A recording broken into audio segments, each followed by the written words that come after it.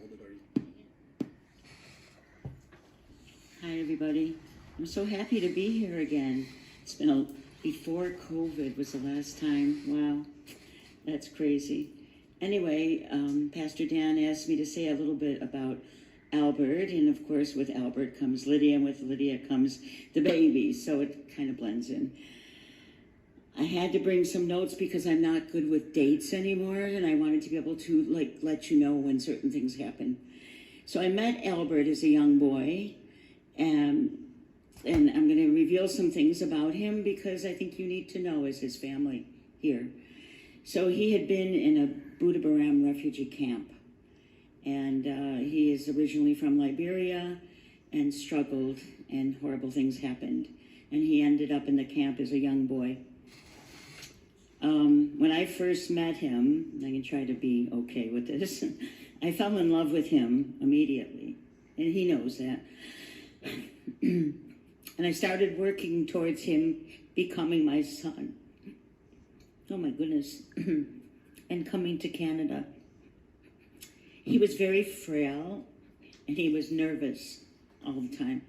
And whenever I would talk to him, he'd be like talking really fast. Albert talks fast anyway, but he was talking really fast and just very nervous.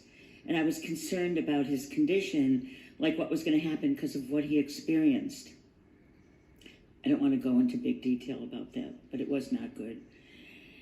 So I promised him he would come here one day and be my son.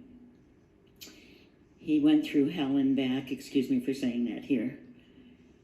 And he was alone, really. God saw fit to answer that prayer. And we serve an amazing God, because God saw a boy there that needed a family, and he saw a family that loved him. So God saw fit to bring him here. While he was there, we did help look after his needs. He was living with a family. He got out of the refugee camp, and he was living with a family. So he was kind of safe. I wouldn't say it was the best situation, but he was okay. And he would call me and we would talk all the time. We didn't have Skype and Zoom and all that in those days, but we would talk on the phone and email all the time. And sometimes, I would have to reprimand him about certain little things. And he took that okay. He was good, just as if he was my boy here, right? Yeah, Albert, that wasn't a good thing to do. But you know what? He was so good. And he always said, Mom, when I come there, I promise I'll take care of you. And he promised he would vacuum. It was so funny. He didn't know vacuuming. He said he would clean. So when he first came, he would sweep. And I'd say, honey, we have a vacuum cleaner. He would sweep instead. To you, it might sound silly, but it was a cute experience to see him learning some of the things that maybe they didn't really have there at the time. If you go to Ghana now, in some areas it's still very primitive, but other areas it's a lot like us, but at that particular time it wasn't. So finally in 2004, he finally was able to come to Canada. It was a long haul. It was hard to do. And they're not real good with bringing people here. And fortunately, God let me get a job in a place where I was working with refugees and newcomers. And I was able to apply through a program that they had there. And that was the way that we actually were able to bring him, because adoption didn't really mean anything. They didn't want to bring people through that. So we had to do it through this formality. But he finally came to Canada in 2004, and he became our forever son. And he really is. He's one of the best sons you could ever have. He's a hard worker. He immediately got a job. He wanted to work. He didn't want to just sit around. He also helped me, like I said, around the house. He had some hard times understanding how we loved him. And I was worried about that too, like post-traumatic stress or anything like that. Like what would happen now that he's here and he can relax? Sometimes it all comes out. But really, he was pretty good. He only had a couple of incidences. where I had to comfort him with that he was okay and that he was truly loved. And I think that was a little hard for him at first. I told him we would love him and never leave him. And that's where it is. And to this day now, look, there's times I'm not that well. And who's the first kid that comes to me? Albert. I have a bunch of other children. Albert's always there for me. He's promised me, Mom, you'll never go in a nursing home. I promise you. Lydia and I are going to take you if worse comes to worse, and you'll never be in a nursing home. So I'm taking him up on that.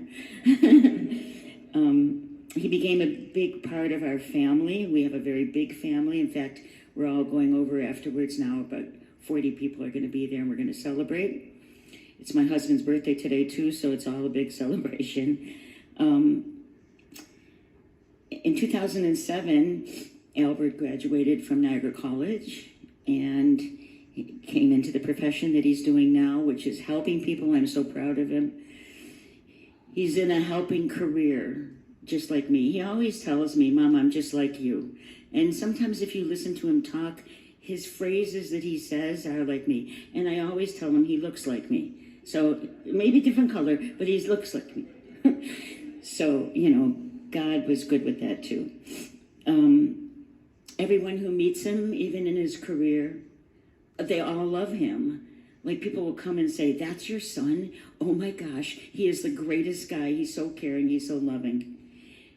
Now don't let this get to your head, Albert. But he knows how I feel about him. In 2008, he became a Canadian citizen.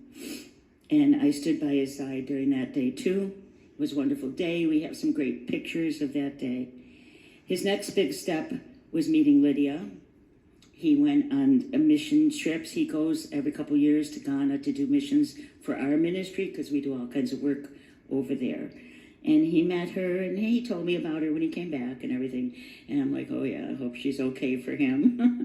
And I knew she was beautiful, but I didn't know what she was going to be like. But she turns into a beautiful daughter-in-law. She's a really good, sweet girl. So now I've gained a new daughter. And how good is that? And she's a great cook, by the way. When I haven't been feeling good, she's been sending off, even now, she's sending over great food. So that came along with Albert. The next big milestone was him becoming a daddy. And I knew he was going to be an amazing father because wherever we go with all the grandchildren that we have, he was always there, loving them, kissing them, playing with them. You could find Albert wherever the kids were. So I knew he'd be a good dad. And he is an amazing father. He really is. He comes home from work and, he lets Lydia go to sleep and he's there like just, he videos me sometimes. We do a chat and the baby's laying on him and he's a very, very good dad. So I'm so proud of him. He honored me by giving Nyrel they took my last name, my maiden name, and gave it to him as his middle name. So what an honor is that? That he's going to carry that name throughout his life. Albert loves God, serves Jesus, allows the Holy Spirit to move through him. And this day, I think, was so amazing for my heart to know that I think now being a dad and everything, he realizes that he really wants to get tight with God. He doesn't want this just kind of faith, which I know he had, but he wants to get strong now. And I'm proud of him for that. I thank God. And I give God all the glory for bringing this wonderful son into our lives. So Albert, I want to tell you something, honey. You're not here by chance.